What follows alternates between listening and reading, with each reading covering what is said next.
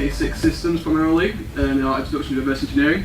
Next week we are going to go into malware analysis and actually taking apart programs. This is like a primer for that because unfortunately you need to know some of this sort of stuff. So we're going to, first of all, we're going to go through the objectives and start with a little bit of binary and hex conversion. Anybody don't know what those two things are? Leave. Binary and hex. Anybody done binary and hex conversion before? Who hasn't? Like last week. Just been doing hex to binary and IPv6. Well, we're going to quickly go through it. And we're going to go into the x86 architecture, what the heap and stack is, introduction assembly code, and a little bit of debugging. So, of course, the binary hexadecimal conversion. Right, this table is incredibly useful. Like, heavily useful. I haven't memorised it, I wish I could. But that's basically, so you all know what hex is. We totally don't have that in our... Yeah? You've done this morning then? Yesterday, this week, just gone? What's binary yeah, base 2 for? Just been doing this. Just so you know, space 2. Yeah, but why have you all got B's at the end? Why is it a nibble and then a B? Actually, yeah, why? Okay, I'm about to say this. Okay, yeah, so basically, so you all know that, I think everybody sort of know what it is. We use a base 10 system, you know, 0 through to 9, and then it goes across one shift. You've got binary, zeros and ones, goes across, and you've got hexes on the 16. So it goes 0 to 9, A to F. Oh, 0 to 15, sorry, yeah. So there's 16 hexadecimal. Yeah, so I was asking why we have it in a nibble. So 4 bits, each is a bit. It's got a nibble. 8 bits is a byte. So normally in a computer, a byte, and then a nibble is because it's just how much a hex value is there. Not quite a byte, it's a nibble. It's half a byte. Yeah. It's a nibble. Yeah. When you're not so hungry. Well, you're not so hungry. Yeah. You want a nibble, yeah. So the reason that they are there, and it starts off with the 4 zeros rather than just 0, is so you can see how it would look in a 4-bit register. But yeah, we're going to go through how you can calculate some of these real quick. I should put the pens across the meme. Got a nice little kind of meme going on there. Yeah, my meme templates are not fantastic, as you can imagine. For this, it's quite hard. Yeah, so binary decimal conversion. They are 1 0 can't fit in this world, and I hit them both. Oh look, what's 1 0? Oh, it's 2. Oh wow, look at that, great meme. Yeah, so You just had a t-shirt on? What? Which one? What says that? it's a very common. yeah, I literally have no idea. Yeah, so yeah, method 1 is those who have done binary. This is probably the easiest way. 8 bits here. Every bit it doubles the value, and you can just literally just draw that out and fill them in. So I'm going to gloss over this because you said you've all done it before. So 163 is 10 10 10 10 because 128 plus 32 plus 8 plus 2 is 163. That does not seem right to me. I was going to say. That isn't right, is it? Wow. Yeah, no, okay. Yeah, no. You're supposed to proofread We this all stuff. there? We all there? Yeah, I didn't proofread it. Okay, we'll do it now. We'll do it ourselves then. 128 32 8 and 2 10. Yeah. That's 170. Yeah, you do math like that. Yeah. Okay, well 70 in that case. 10 10 10 10 10. Over here, there's a different method. Yeah, 170. So I did put 170 there. Okay, it's the previous thing. Okay, so 170 divided by 2, 85, no remainder. And then you've got 85 divided by 2 is 42, 1 remainder. That's your first one there. 0 goes there. 42 divided by 2 is 21, 0. 21 divided by 2 is 10, remainder 1, 1, so on. So, yeah, do you get what happened there? So you divide, you half it It's every just so time. you know what's happening. Half it every time if you get a remainder, put 1 there. Yeah, if you don't, put 0 there. You knock off the 0 at the beginning. So, you know, 170 is 0, 1, 0, it's equal to 0, 0, 0, 0. What's that method called on the right? What's it called? It's divided by 2.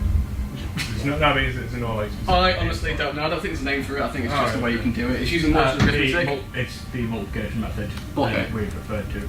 Okay, cool. I just... Multiplication or division method. Yeah. That's you can do it the same with hex, and I'll do it quickly on the board for you guys. So, if we go back to chart. the chart. So if you have a look there, you can see it how they kind of map up. So there's two ways you can do it. You can directly just get a hex number and then put it into bytes, into binary bytes, bits even. So if we chose the hex number, what, A, E, B, 9, we just look up with this, go, okay, what's A? That's 1, 0, 1, 0, E, 1, 1, 1. This is why it's easier if you just memorize it. B, 1, 0, 1, 1, and then 9, 1, 0, 0, 1. I mean, you can do the same thing there, which you did with this. So you can literally go 1, 2, 4, 8, 16, 32, 64, 500, 256, etc. Or you can do it the way I've got in my notes here. Okay, yeah, so we have, in this one we have 8, D7. And this is to the, obviously it's in 16, base 16 whereas base 2 before, so dividing by 2 that way. And you can figure out the decimal value by doing almost the opposite of this. So if we start with this number, you can do it reverse, effectively. So A, we know the value of A is, oh wait, sorry, I lost myself. 10. So I keep going between my notes. Right, you write it in reverse. There we go. So I'm not pretending to be a complete expert on this. Yeah, so you start with 7. 7 is 7. So the way you work it is, because it's base 16, you've got your columns. It kind of works in the opposite of an array. So it starts at 0 at this end, and then 1, 2, 3. So that's column 0. So 7 in hex equals 7 times the column power of 16, which is 7. But you know that because 7 is 7. And you can work along. So, okay, D, what's D? Is equivalent to 13. So D, yeah, it's 13 times 16 to the 1. You do need calculators to do these, you can't do all this in your head. And then you've got 8. Oh, that's 8, yeah, I'm going that out. 16 to the 2. And then you've got A is 10 times 16 to the 3, because it's in the third column. And then these numbers are 208, 2048, and 4096 and 0. You take my word for it. And then so that becomes 4, 3, 2, 2, 3.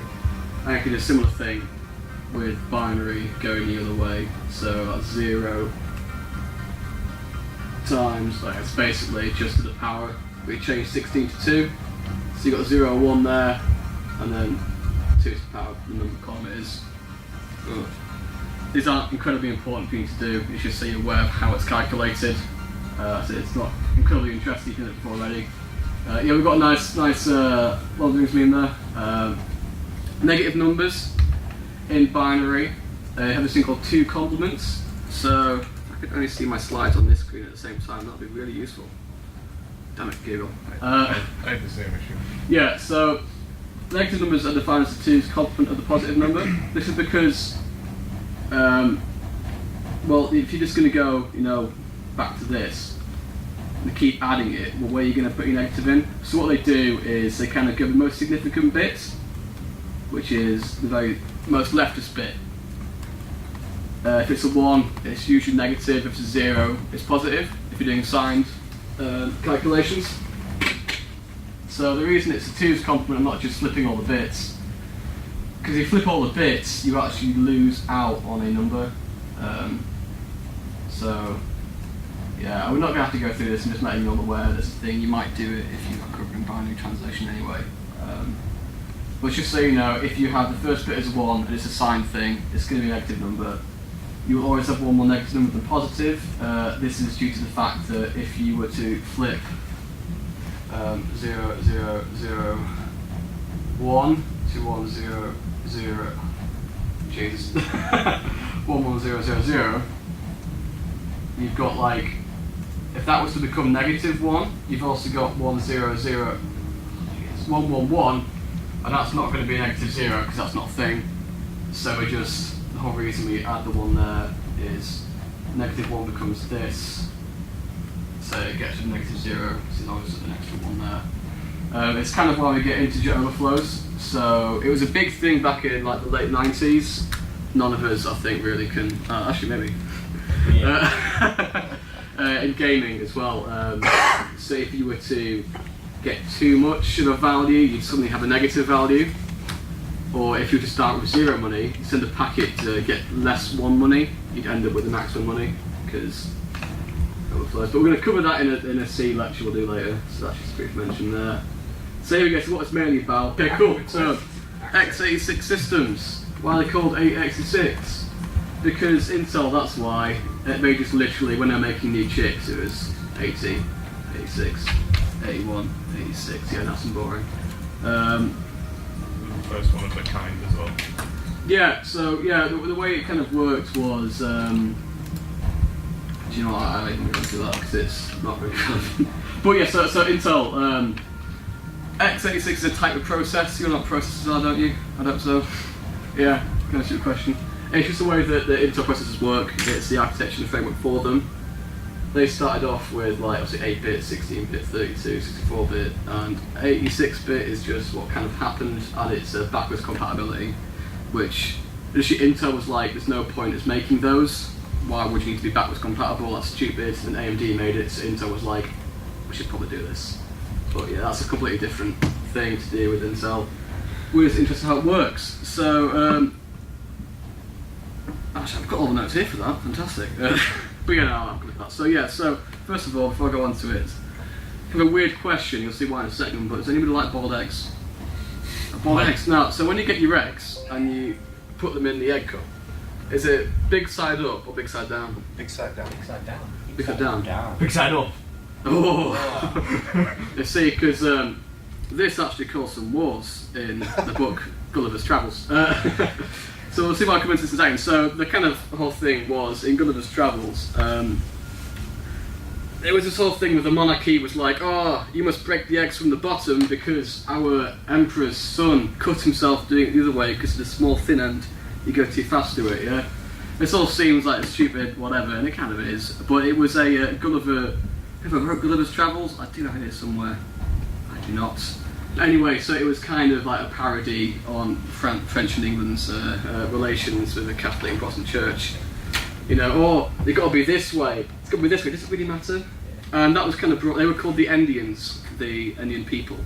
And the big Endians are the ones with the big side of the egg, the little side. And it's come into computer programming. Yeah, there's not a lot of memes now. But yeah, so the way it's the ordering of the bytes. Do you put them this way round or this way round? It doesn't really matter.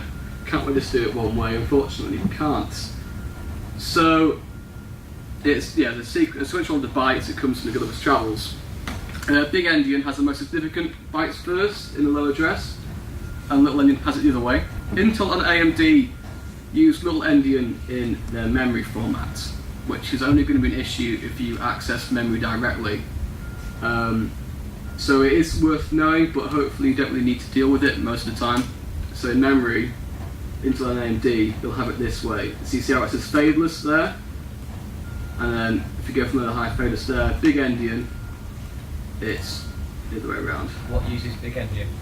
Like risk stuff that you Big Endian is usually how things are put in. Right, okay. So normally you read from, normally in memory, you read from high to low, you see? Yeah. Yeah, whereas, well, when you display stuff, you go from high to low, and then, well, it's stored in memory the opposite way around. It only affects the whole thing. The bits inside are not affected, it's just at the byte level. Yeah, Big Endian is the most common formatting in data networking and protocols like IPv4, IPv6, TCP, and UDP all use Big Endian. So it is kind of more common that you'll see it in that format. But if you are dealing with memory, just remember you could be dealing with this way. So to keep you guys aware that that is happening as a thing. So how do you determine which which way it's doing? It's difficult. If it doesn't make sense, Yeah. and you've got it out of memory, it's probably worth just reversing the byte order. Right. Not bits, just byte. And in yes, so see, it's a bit. It's not at a bit or nibble level. It's only at the byte level. So, for example, if I was to encode something in big endian or in little endian, you could normally get around by reversing it. It can often work, like in text, depending on how if using Unicode or ASCII. Endianness also applies to dates. So if you think about significant bits, a significant part of it, the most significant part of a date is the year. I'm just going to look this up here, yeah. And like the least significant is the day. So if you were to change the year, it'd have a bigger impact on the overall date than if it's a day. It's a bigger problem if you turn up to an event, you know, a year later than like a day or a minute later. Yeah. So if you think about that, if you've got, what's the date today? 2018. 10th of 10th. And you can, oh well that's not okay. Well, you know what? We're the same, so we're going to go, and at the first, you know, let's write it in English format. Yeah. So it's the first of the 10th of 2018. Yeah, so you got the least significant one first, most significant last. That is going to be. Is that UK or US? That is actually okay. Got day. Set that to just set that to 20th, and then we know. Just make it like or 21st even. There you go. You don't need to worry about the one. The 21st month. That's why I said 20. No why? Okay, yeah. You did. So that's the least significant. That's the most significant. Therefore, we use little endian dates. Yeah. Why do Okay. Americans have it weird? See, now that's called middle endian, and that's not worth even thinking about. There is a case where the Chinese actually do big endian. Thought they had little Indians. Yeah, so yeah, that's an example where it's used outside of computers as well. So in date formatting, you got little and you got big. Then you got middle because Americans sound pretty weird. That's America. Yeah, so registers, this is a very important thing. In x86 processors, rather than actually accessing, okay, that should really, that's just storage. Memory is your RAM, storage is your hard disk, but people use them interchangeably. So moving directly from storage is quite slow. So in x86 systems, they have registers, which is an internal volatile memory storage location inside a chip. So it's a lot quicker to grab something that's right next to you while you're processing it, as opposed to going to the back room and getting it, which is what storage is versus registers in the chip. There's 6 general purpose ones. There's 3 ones that have more specialist roles. 8632, that's 32-bit length. So when you're on a 32 computer, it's 32 size registers and the 64-bit size. That's what's referring to how big registers are. So these are your registers here. You don't need to memorise all these because the first 6 are pretty much used interchangeably. So you've got EAX, that's your accumulator register, that stores the function return values. You actually can use them for everything. That one is optimised for arithmetic kind of calculations. EBX, that's your base point of the data section. That's where you store your variables. You can change it if you don't need to use it. Actually, you can use this for anything you really want. It's just normal things. Counter register. So if you've got a loop going on and you want it to go like 5 times, every time you loop, you're just going to put another 1 in there, increment it until it hits 5. Often what's used for. Data register is just input-output point, instructors and memory. Source index, so that's the source point for your string, destinations for the end. So if you've got a string or an array, it goes, this is where it starts, this is where it finishes. You can use them interchangeably for anything else that I said. The 3 main ones that aren't changed is EIP. So that's the pointer to the next instruction to execute, that's quite important. You need to know where you're going to go next. EBP, that's the base point of the current stack you're working in. We're going to come on to stack in a minute. So that's the bottom of where your current frame is, your kind of local area. ESP is your stack pointer, that's where you're currently at in your function. Think of that kind of saying, if you're on your code and you've got like 15 lines of code, you're currently at line 13 of code, you're about to do the next line, which is 14, so 13 would be stack, 14 would be point to next. Yeah, so the three, you kind of know what they're doing, you see them. EAX is most commonly used. You can use it for most things, to be fair. It's very well optimized. Here's what they look like in terms of size. So you can also access different sections of them. Is that a hand up? Yeah. Yeah. Is it down to the program or what we use for? Yes. So like the first. Yeah. If you're writing assembly code, there's many different types of assembly code, but basic x86 use these. Right. Okay. The compilers that you use to compile machine code will often will compile them into machine code. If you write C, if you write Python, whatever, if you're compiling it, maybe Python's interpreted, not compiled, but there's a compiled language, they'll get put into these depending on the kind of compiler you have. But you can use them for anything else, they're optimized, they'll probably use them for their own use. But if you're writing your own programs, you can use them for what you want, really. So you could find out what compiler someone used from what potentially, yeah. Method of obfuscation, Yeah. you get it right, that some malwriters use is to just put things in really obscure things. So they might actually use ESI or ECX as a stack pointer. You really shouldn't change that, and that requires a lot of messing about with the actual code, it makes it more complicated, but people do it. Yeah. Right. In general, you shouldn't touch those three for anything other than intended uses. But you can. You can, yeah. And sometimes it's protected though, depending on what you're in with. So they got, like I said, in x86 64-bit, you have the full range here. This is 32-bit. Okay, yeah, but they're still called the same when it comes to accessing 64-bit. So you can access the upper end of the first 32 bits by just calling it AX or BX or CX or DX, any applies for these jump up this one's here. Or the upper part of the lower 16, higher, lower, higher, lower, higher, lower. What do you mean by calling? So if it AH, you'd get that bit of the registry. Yeah, so if you were storing, so you get that. If you had like 1001001001000 whatever, over and over again, and you just called AH, you just get that chunk. Right, okay. You just get that chunk. You just get that chunk, and now for some reason Intel decided you can't have the upper part of this and the lower part of this, or etc. Take them all together. Right. Yeah. So if you were, for example,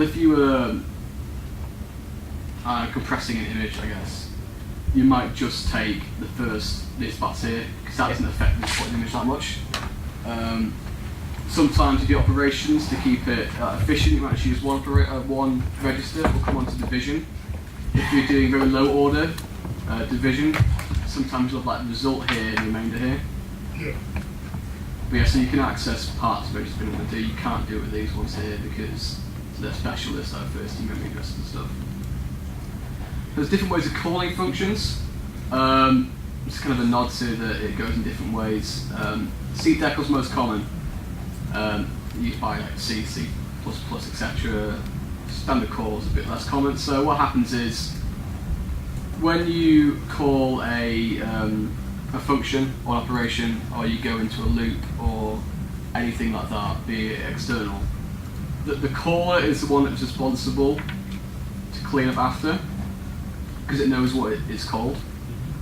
So I don't think really like an analogy for that, but if I go and tell you to do something, I know what you've done, and then after you do it, I'll just come clean up after you. Yeah? 1 second. Right. Just need to reset this. So Right. this is just functions to call. 1, 2, 3. Yeah, so it could be that you've even written your own function in assembly code, and it's jumped to a different part of your code, And this is what you would use to call. and so it goes, okay, I need to do this, this, this, and this. So it's like me supplying you with a bunch of ingredients to make a cake, yeah? I know afterwards, I give you those ingredients, I need to go take them back, I need to clean up after you. Standard call is more like, Q, go bake the cake, clean up after yourself. You know what you're doing there, I don't care, you go do it, yeah? That's the difference. Standard call, the program's like, you go do something, you clean it up. You're responsible for all of that. CDECL is, I'm taking responsibility for what you do. Okay. Set flags. You've also got flags. These are like kind of mini registers within x86. They get set on certain things, usually during operations and comparing and stuff like that. So you've got zero flag. If the result equals 0, it's clear the Y. Sign flag. Most significant bit of operation. So you can very quickly, without accessing the register, reading the whole thing, go, is it negative, is it positive? Yeah, it's signed. Overflow. If it overflows, it will let you know. If a bit falls off the end, carry flag, so you add it up, carry the 1, whatever. Direction, is it big or little? Can't always trust these. Hopefully you usually can. Interrupt flag, if some interrupts allowed, we'll go on to that in a second. And that's often used for debugging. So anybody used like a debugger while they've been writing code before? Yeah, so we will briefly go on that. If that's like turned off, the program won't let you, or attempt to not let you. Use of binary decimal, parity flag, 50 amount. Yeah, basically, it's be aware of these exist. You can use them. Trap flag for debuggers as well. It's a trap. Yeah, so we're going to quickly go into the heap. So any questions on the registers? We're not going to be touching on these throughout. So when you were writing something, you can call, the calls are assembly calls, so like the standard Well, we're going to come on to the actual commands you can call. Yeah. That was just you need to kind of know Like send what you're ports, acting on before. stuff like that. Yeah, so you can move things. So you can move something into a register. You can operate on a register. With the calls here, you might go, I want to invoke the printf function. Go find it, like a library or whatever. Or it could be a function that you've written yourself, and depending on what notation you use at that point, you're responsible for selecting one. So if you go with the stack and the heap or whatever, which we'll come on to next, if you call printf or something similar and you know it needs these variables, and you sent it a few, and you know it's going to create a few, when you come back it needs to knock off those ones that it's been using because it knows it's there. Whereas if you use the cdecal, you go do your stuff, and I expect it to be the same when you come back, and that's up to you when you're writing it. Programs in memory. That's it, registers. There's RAM. Random access to memory. Address space in RAM is limited by the register size.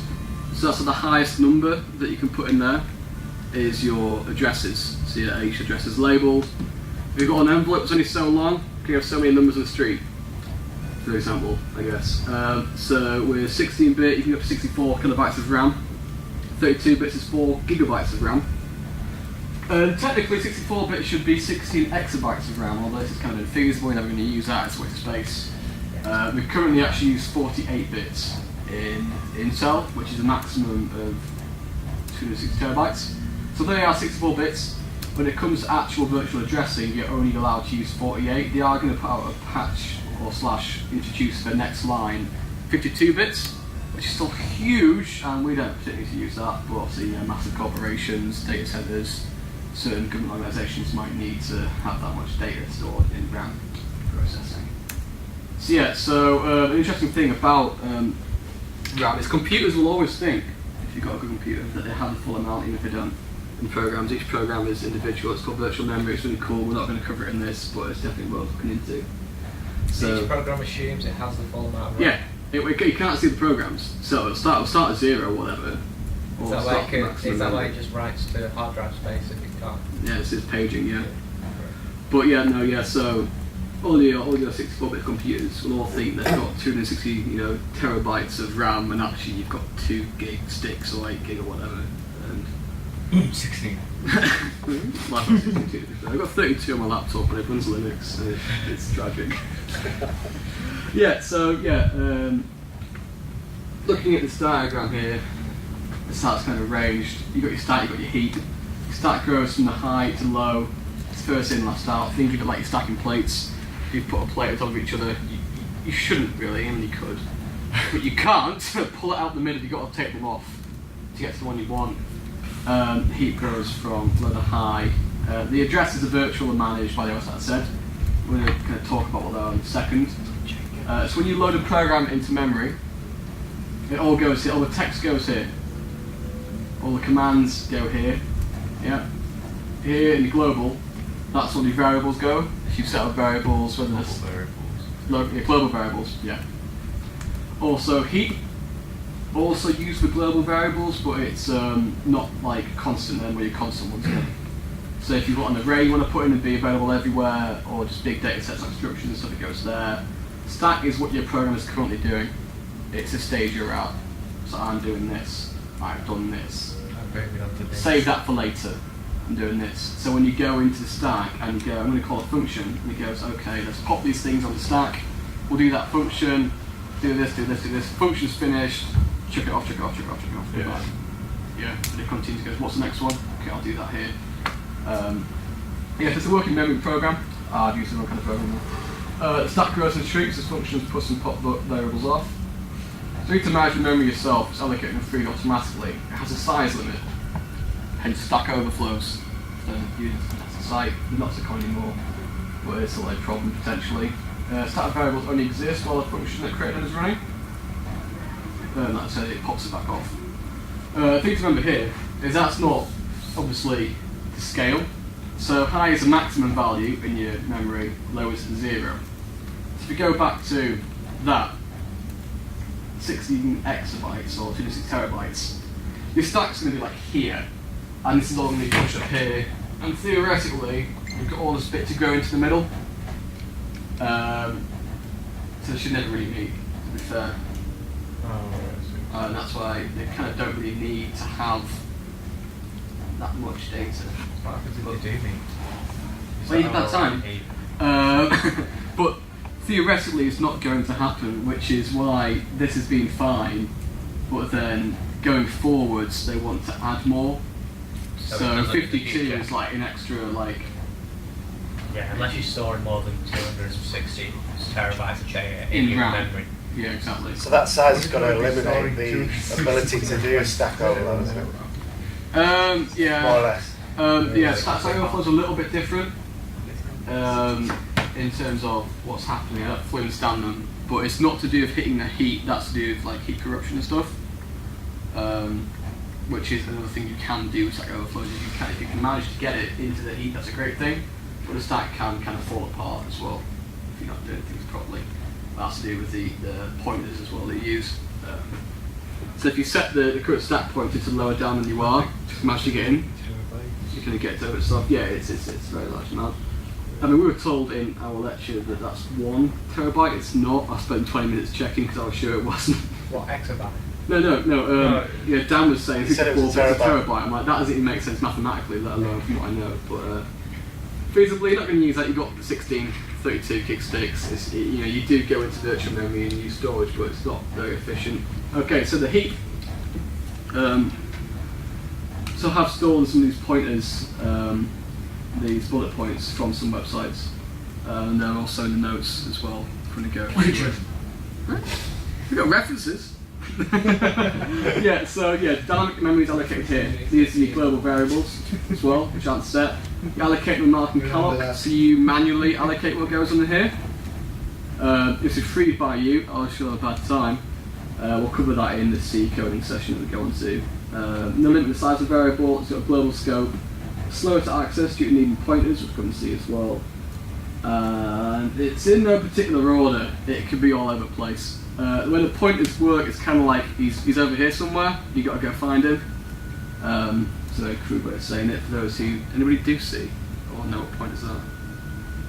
Yeah, it's like almost pointing a variable name to a memory space. Yes, pretty much. Yes, it's a bit slower than going. It's here.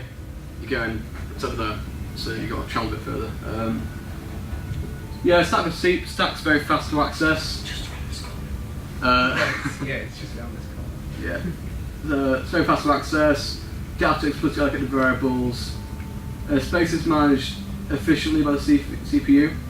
Memory will not become fragmented. Local variables only. Limit the stack size. That's dependent on your OS and also your compiler. Variables cannot be resized. It's an important one. Variables can access globally. No limit on memory size. The opposite of the sockets, I guess. No guaranteed efficient use of space. Could be fragmented. That's again pointers. Like it'll go. We've got this far. we've run out of space. Well, we put some over there. Continue it along. That's what like defragging disks are and stuff. Is that why computers? It happens in storage as well as memory.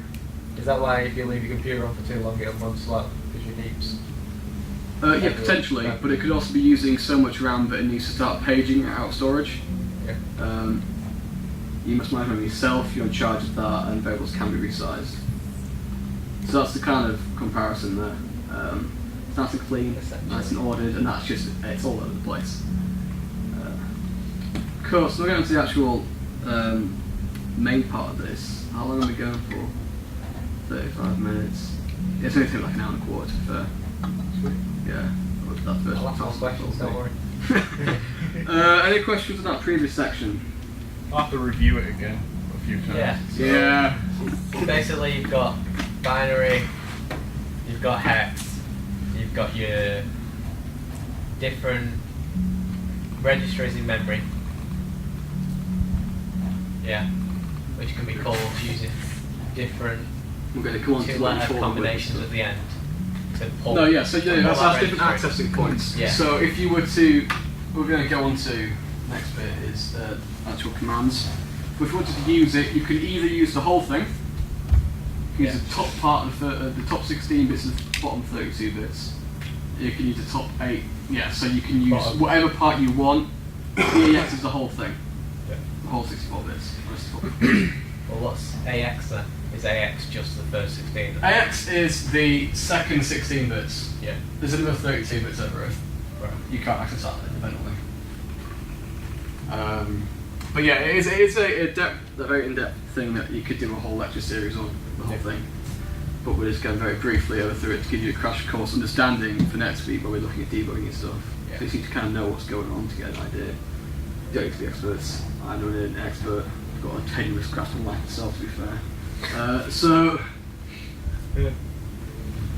the code, woo, what's assembly? It's a low-level coding language. It's basically machine code. It's developed as an exact shorthand for machine code. It's pretty much a symbolic match to what it is.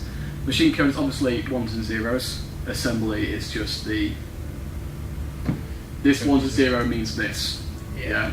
And you kind of fit it in. It's like a jigsaw almost. Scratch, basically. Assembly is Scratch. If you learn anything. If Scratch, yeah. So if you've got a Python and you've got Scratch, yeah, you've got machine code and you've got assembly. That's the kind of way it works. It's the easier version of doing it. Yeah. And it's just It's all more, there, but it's more user friendly Yeah. than machine code, but it doesn't change. if you learn one thing, assembly is user friendly.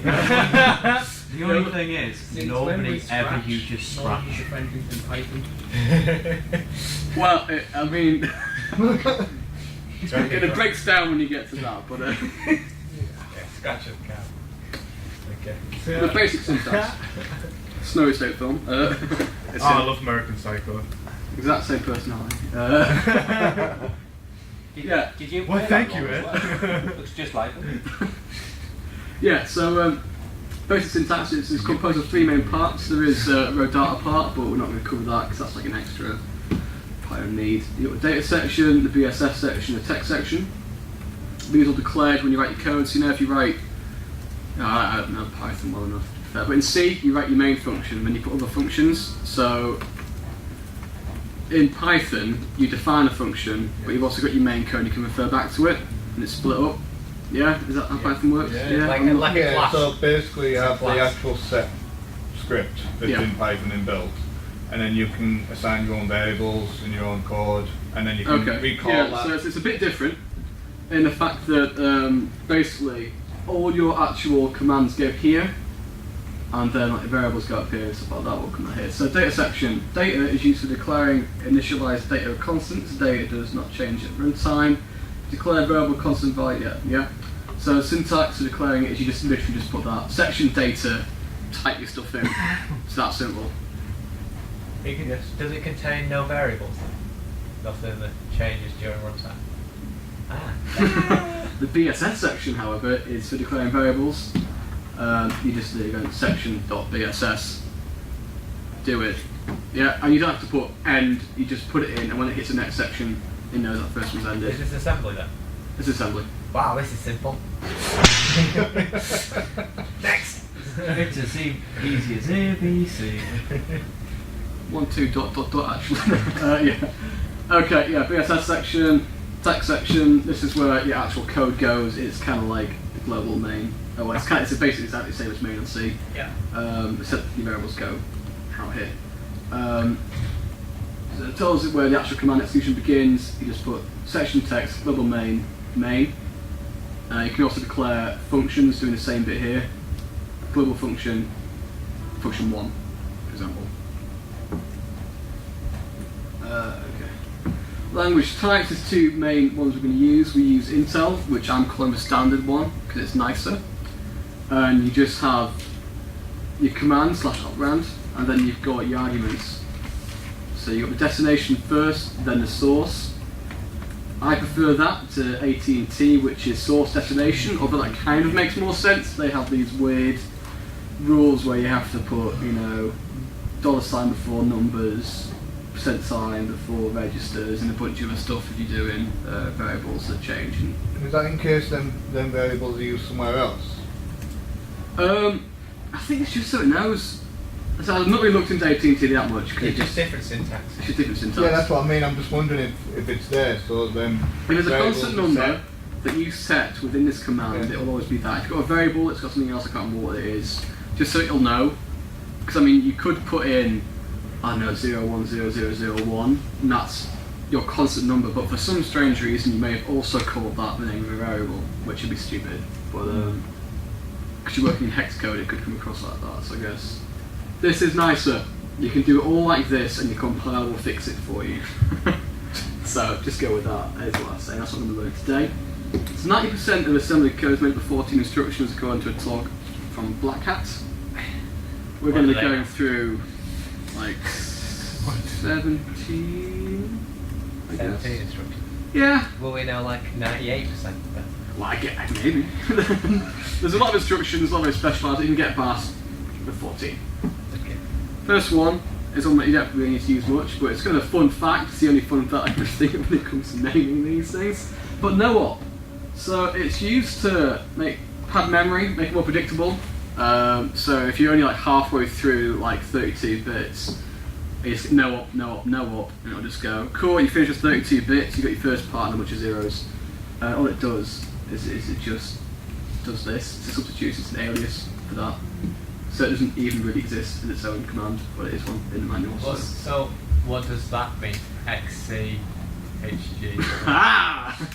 Exchanges are two operands. So it's exchanging something for the same thing? Yeah, so here we've got something about example, yeah. It's just a pad space. If you want to be nice and clear where you were at, and your commands have only gone so far in your allocated space, but you want to get there, so you get the next line, for example, next pad of memory. Not quite how it works, but you just pad it, and it's quite a common thing to see in code. That's all it actually does. Push pushes a word, which is 16-bit, double word, 32-bit, or quad word onto the stack.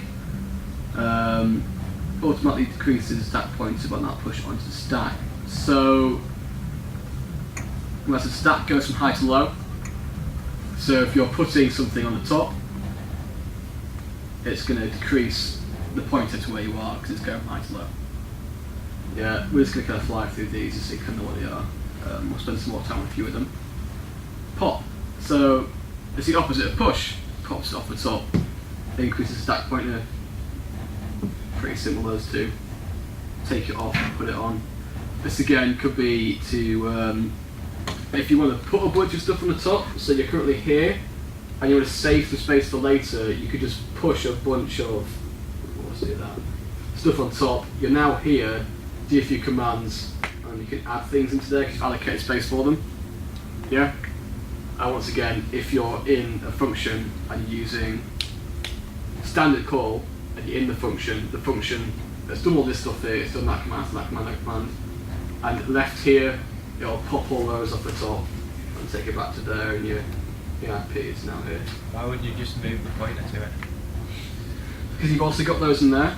So if you were to go, so you've got 1, 1, 1, 1, 1, 1 in this one, and you've just moved it down, Yeah. and your next command is command which starts with a bunch of zeros and 111, and you put it into there, it's just going to be that. It'll be messing with memory above it. Yeah, it can corrupt memory basically, which is where you have like stack corruption and stuff because you're not done properly. You want to pull it all off. Yeah, you So make sure it's all before you cleared start out. using it. Although Pull it all off. it doesn't actually overwrite it, it just kind of says that it's not there anymore, ignores it. Yeah.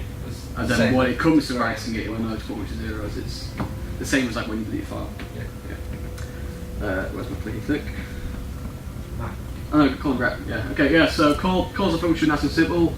Return will pop the number of bytes at the top. So rep will call pop, and we'll do exactly what I just did on the board there.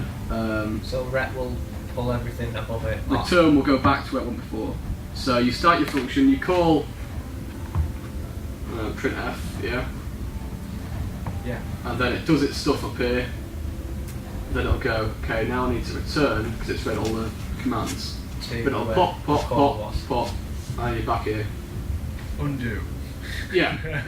Get rid of all that, you've done what you need to do. It could be saving the value from the return here, it could be printing something like printf does. I'll call it the undo function. And is call just a call a random function that is available? Yes, so yeah. So when you do your so you call the main, you can put a function down here. For example, function 1. It'll just go from main to function 1 and the compile will sort this off for you. Yeah, but you can also just tell it to return back to a certain value as well. Or to a specific memory address. I didn't quite mention this. You can't exchange memory with memory. You can't do memory to memory anything at all. That's why registers you've got to have the third party to do it. You can do anything between registers, register, memory register, register memory, but you can never do memory to memory. So you have It's to move actually it how to it a works. move it to a register first, and then move it to a different place in memory, or Yeah. the same place in memory. Yeah, Right. Okay. that's just how it works. Why? To stop corrupted stuff. I guess, yeah. Because it'll have I to never run thought some about layer. it. So it'll have to run some layer, so it can't corrupt the codes before it runs it. So you that's if you put in a register Yeah, and then move. Colin Rep did that. Mov, nice and simple. You move something into a register or memory, you cannot move memory directly to memory. There you go, it's using insult. So moving 1, 2, 3, 4 into the AX register, if you had to go back to what you were saying before, move EAH 1, 2, 3, 4. I mean that wouldn't fit, but it puts it up into the second 8 bits, the upper 8 bits of the bottom 16. It wouldn't be linked directly anyway, would it? There'd always be an extra part for it to move through anyway, wouldn't it? Or are you talking within the memory stack itself? So that's the register. So with the register, that's what we've got. So that's EAX, yeah? Yeah. And that's AX. There's 16 bits here. You've also got the other 32 there. Okay. So that whole thing's AX, and that's the 32-bit half. Top half, and this bottom 32 bits is AX, and you've got AH and AL. So what that would do if it was just AH would put, it wouldn't fit, put 1, 2, 3, 4 into there, and the rest remain unchanged. Why you might want to do that, it's up to you, but it is available to be used. It could be you just want to clear this part for whatever reason. But yeah, so you can move registers into registers, you can move memory to registers, registers to memory, but you can't move memory to memory directly. Yeah, some more complicated move functions. Move sin x, move zx. So it extends the sign or extends zeros.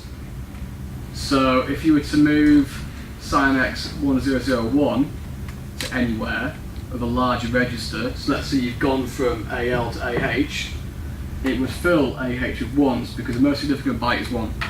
Yeah, so it's still a negative number. That'll be the same negative number in a high register. Yeah. Can you repeat that? Sorry. Okay, so let's say you've got 1001 Yeah. in AL, Yeah. and you want to move it into AX, which is this whole thing here, yeah? Yeah.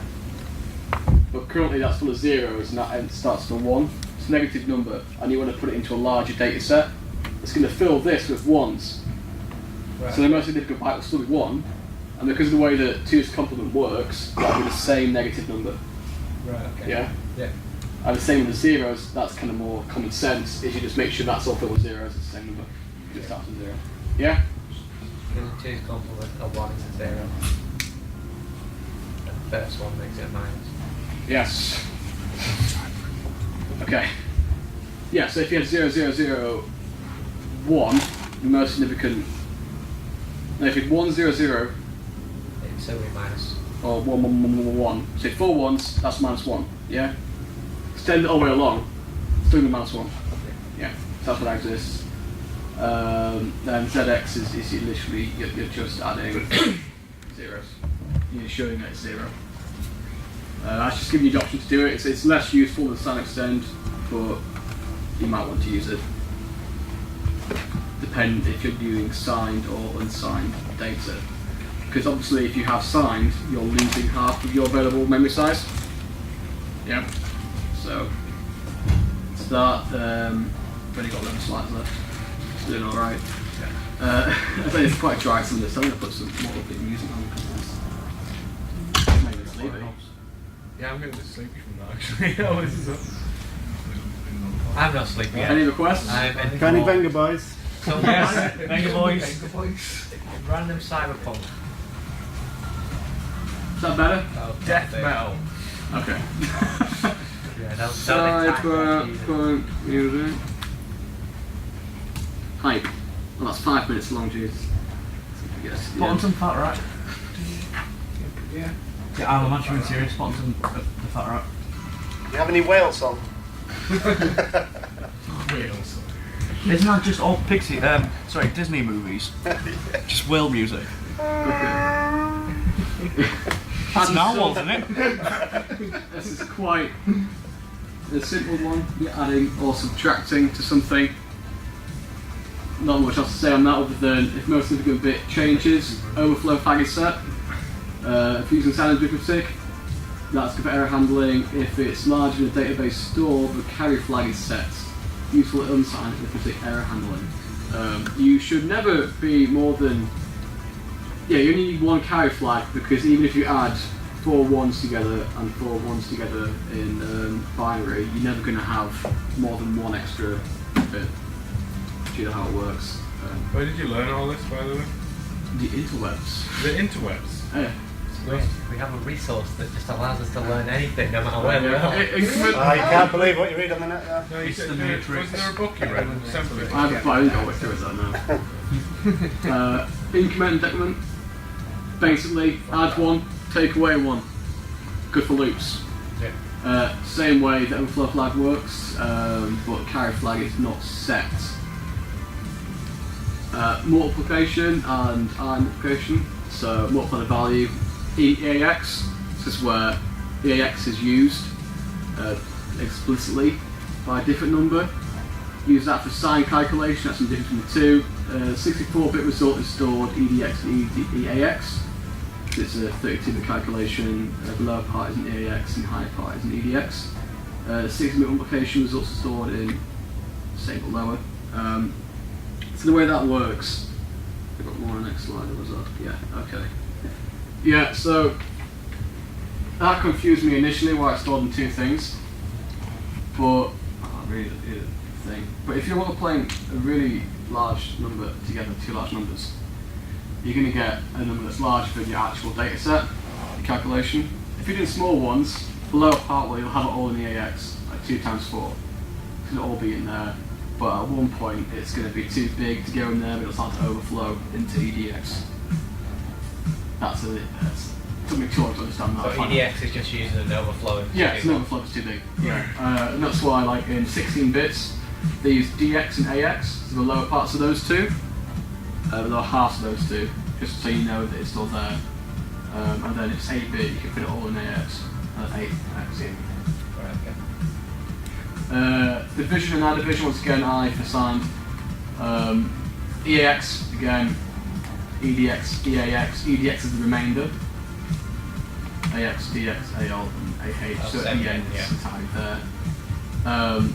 So it could be in AX.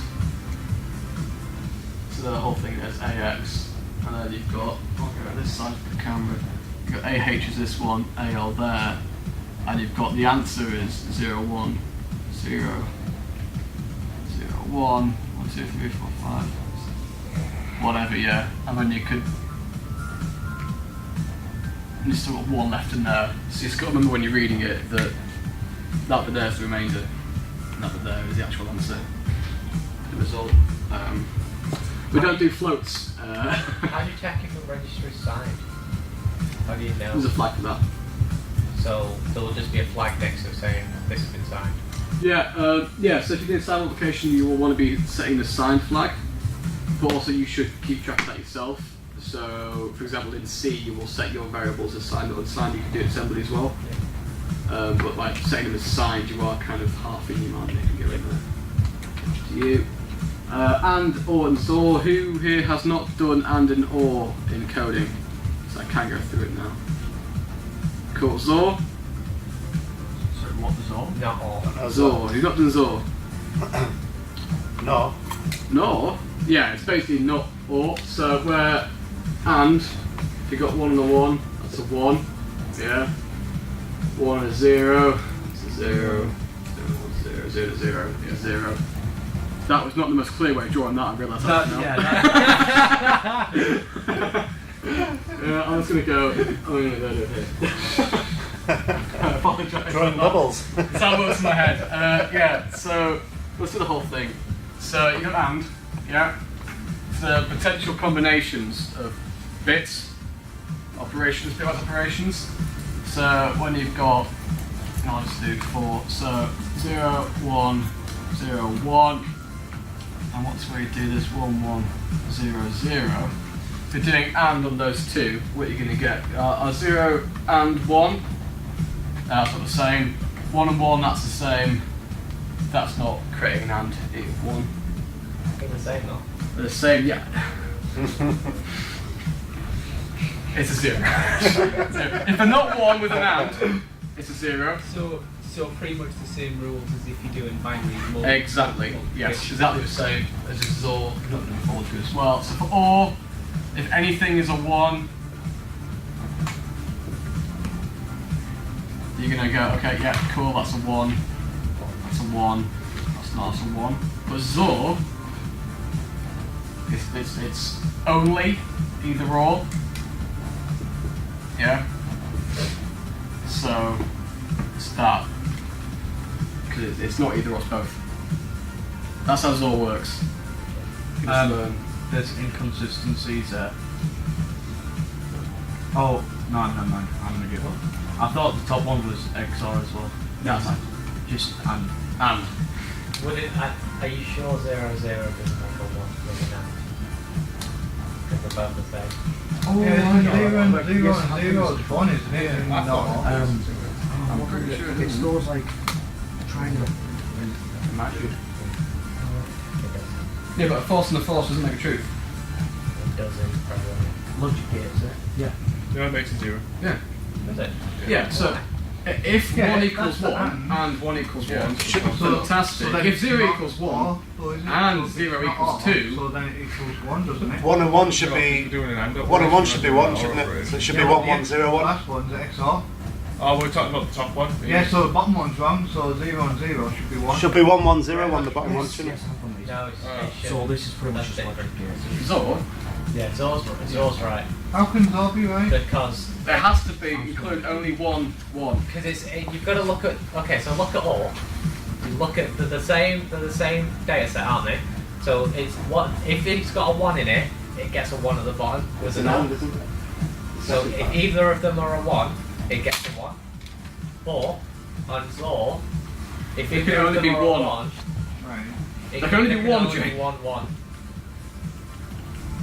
Well, XOR and OR in that chart are exactly the same. Yeah. So Zor is and. Can either be, is and or. So this is all just logic gates. Yeah, pretty much. this Logic yeah. gates. Yeah. Yeah. Because If you know logic gates from Minecraft, you know it. I'm not on from Minecraft, but I didn't think of that. That's actually a really good idea. Yeah. But no, yeah. So yeah, that's all it does. I And think on GCSE. Zor, bitwise operations, that's what they look like. Zoring something with itself will always produce 0. Often used as a clear register. If you Zor it with itself, it's going to go 0, 0, 0. And I can demonstrate that. So if we have 0, 1, 0, 1, 0, 1, 0, 1, well that's a 0, that's a 0, that's a 0, that's a 0. Unless it's resolve it because Yeah, that's a there's 0. no 1 1s and there's no 0 0 1s. Yep, I see. cool. It's also how sub-net masking has worked as well in a bit level. Do an end operation. Yeah. So at this point, you can also go back to our. It's going to take a while. Oh, Jesus. Information. No. I know you gave us the slides, but can we have the slides as opposed to a read-only copy of the slides? Why would you want to edit them? I don't want to edit It's them. like I want to put them in Evernote rather than a link Burn to it. it. You should be able to download them from there. It's a hexadecimal Yeah, so File. this chart is useful. Mine's mine. So if you need to do like an AND operation or a XOR operation on a hex number, you can just go. Okay, so we have 2, 7, A, D, F. Oh wait, no, I see what this type. Yeah. And with a mask, you do an AND. Or is it XOR with what? It's not a mask, it's Yeah, if you want to AND it with It's a and yeah, logical and. a common like mask might be this. Yeah. You can't do that with face value. You convert it to these here. 2 is. I'll just do the last one here actually. I'll just go for the middle. AF A 1010 F 111. The answer's just gonna be that, isn't it? But yeah, so you can use that table to do the calculation yourself like that. Just substitute it in. Do it that way. Woo!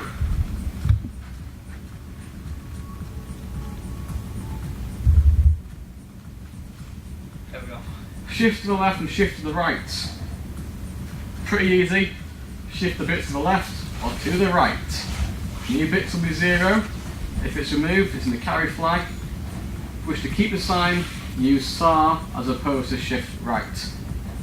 Yep, so if you're going to shift to the right normally, you've got a 4-bit one. Okay, you've got a 4-bit one. If you use shift right, you're going to get 0, 1, 0, 1 with the carry flag equaling 0. Yeah, but if you use, that's right, if you use SAR on 1, 0, 1, 0, you're going to get 1, 1, 0, 1, yeah. I'm tired. Yeah, so that's the difference between those two. Left, you're always going to get 0 at the end. But if Yeah, we'll keep the remainder, sign. it takes it to the left. SAR will keep the sign. Oh, right, okay. Shift so to the left, Keep the sign. you Yeah. will always get a 0 on the end. Yeah. So if the bit's Yeah. assigned, it keeps it. What would a use case of this be? What, assembly? No. I honestly, Like, I can't think of any way that that would be useful. If you've got a I can't bit missing. honestly, it's a thing. That It's it's a thing. it's a thing that's useless. It really is only relevant a bit at a time. This is why we're saying the only 14. This is why we're saying Yeah, the 50% only of the time it works all of the time. But yeah, no, yes, it could be obfuscation. You just move them all, you know. But yeah, shift to the left. It's always when you have the carry flag, like the one in it there. You're always going to get a 1, a 0. I'm sorry, Jesus. Yeah, you always get a 0 on the end. Yeah. Yeah. Yes. Like you Yes. always get a 0 on the left. If you always go to the left, you get more zeros. Compare. Compares two values. If identical, the 0 flag is set. If the second value is larger, the carry flag is set. The first value is larger, neither are set, and they're both at 0. That is used for jumps. So jumps to address or a label. It's kind of like an if statement. Acronym is city. This is That's Absolutely. the whole point. Yeah. Yeah. That's the way so you can recognise roughly what they all do, hopefully. So jumps to address or label. That just happens, yeah. These ones have actual like the if statement bits. So that can go directly to a memory address in your code or a label. So now I was saying if you just jump function 1, yeah? But you have to put the return in and all this sort of stuff. Or you can go jump to function 1 if the 0 flag is set, or jump to function 2 if the 0 flag and character set. So greater than, so if it's greater than, yeah, if it's less than. There's tons of these you can do, but as long as you know that these are conditional things, set like flags. Load effective address. This is a complicated one. It copies an address into register for manipulation, and it allows a special form of arithmetic on this address to help calculate offsets and memory manipulation. I don't fully understand it. It's really fancy that you can do to it. Offset calculation. Yeah, so you can load an address and go, okay, I need to know what's this address plus like How far away from 32 it is. bytes, or maybe how far away you are. It's going to go like 32 bytes I need, or like 30 bits I need. How much space do I need? I mean, you can all do it within square brackets and go, now allocate that memory. See, LEA, it's usually for allocating memory and saving blocks. Yeah, a lot of the time if you're writing programs, they're not always stored in the same space. Yeah. So you need offsets between all the codes, the blocks of code, and this is what this will give you. So it'll give you the offsets between every piece of code, so that you know where your next piece of code that you need to run is. Yeah. Well, actually, you can use it for storing things like I've seen some malware that just uses that arithmetic sort of stuff to make it huge. And it goes and accesses the password file. It goes, how big is it? Okay, LEA, this size plus the memory address you're at. Allocate that much memory in the heap of stack, and copy into there, and then take that same chunk, send it off, and put it on the stack. So you can use that for allocating memory. System calls. Using the command interrupt AEH will perform a system call, and there's a big list of what you follow them with. It depends on what you have in specific registers that you call on. I want to list them all here, there's hundreds. So basically, before you call that, you put a certain value in EAX for the one you want to use. You put a certain value in, what have we got for example here? Yeah, so the example here, with everything we've learned in assembly, well I've gone over at least, is you've got a section text, you've got section data, it could equally go at the top. You've got the main section, tells you exactly what's going on here.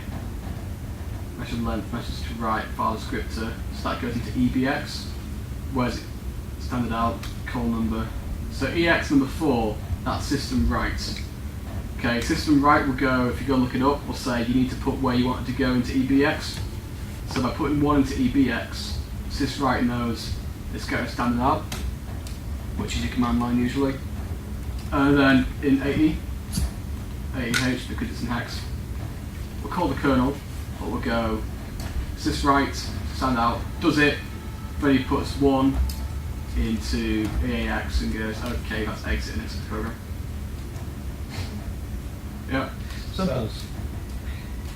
And syswrite requires the length in EDX on the message you want out and the message itself in ECX. Should we step through it again? Okay, so what this program does is it prints hello world. Yeah. Yep, just send it out. To do that, it's set up a data section here. It's got the message, it's got a size dB, a double bytes a word, 16-bit, I think, top of my head. That's a constant that won't change. It's a message, that's how big it wants that section to be. Yeah, hello world, and it ends with a custom new line. Yeah.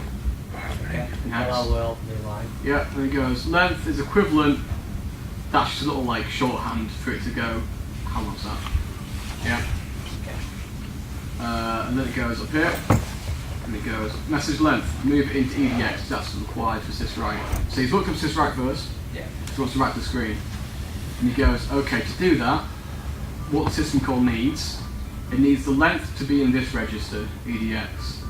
It needs the message itself to be in ECX. Yeah. It needs to know where it's going in EBX. It turns out that could equally be a printer or an output port, whatever. Yeah.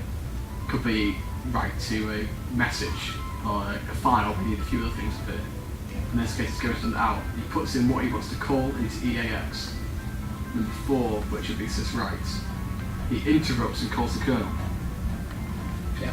Read the command now. At that point, it's printed to the screen along with a new line. Yeah. Yeah. At that point, he goes, okay, that's the end of the program. Move 1, interrupt, call it. It knows to exit the program. Yeah, I thought C's Hello World program was long. Now Assembly's Hello World program. Yeah, well, C gets turned into this. Hmm? C will get turned Yeah, into yeah. this. Yeah, it's a level lower than C. Yeah.